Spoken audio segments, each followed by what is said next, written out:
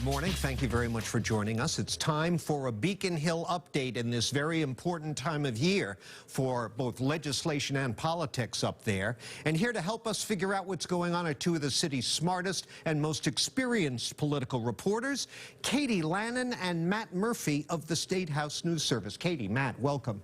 Hi, John. Good to be here. Thanks for having us. Good to have you back in the flesh here after It's great to be back. 2 years of disembodied floating heads. So look, we see it every time. Once a governor announces they're not going to seek re-election, they become a lame duck. Their administration starts to unravel a little bit. Their clout with the legislature, and to some extent the public takes a hit. So Governor Baker hasn't been the invisible man lately. Far from it. He's been pushing hard on his dangerousness bill that would make it easier for judges to keep accused criminals locked up, and also pushing his big tax cut plan. Are legislators listening the way they used to when he was still a possible candidate, or has lame duckitis taken hold, Katie? Well, I think one of the interesting dynamics about this, John, is that, the dangerous bill, for example, that you mentioned, is a bill that the governor's filed a few times and the legislature hasn't been all that interested in.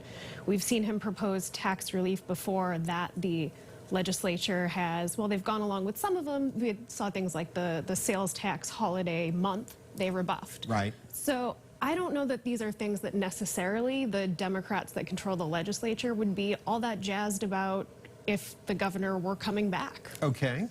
Any other indications of lame duckitis, Matt, that you're picking up on? I mean, the legislature is always historically wanting to put their own imprint on everything. They take everything, whether the governor's a Republican, a Democrat, coming in on their way out, with a grain of salt. I think the governor, particularly with some of his priorities, like the tax cut bill, like the dangerousness bill that he was out in Worcester yesterday hearing from victims who would benefit from this, he's really making an effort to sort of go around them, I think. And this is his last-ditch effort to get some of his priorities that have been languishing for several years done, and he's appealing to the public in an election year when Democrats also have to run.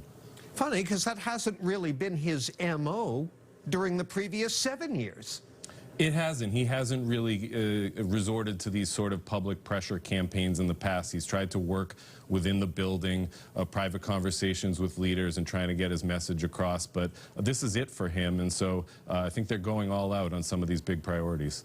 One footnote on this, Katie, I watched with interest your joint interview with Senate President Spilka, House Speaker Mariano. It's up on the News Service website if people want to look at it. Have they done that with you before?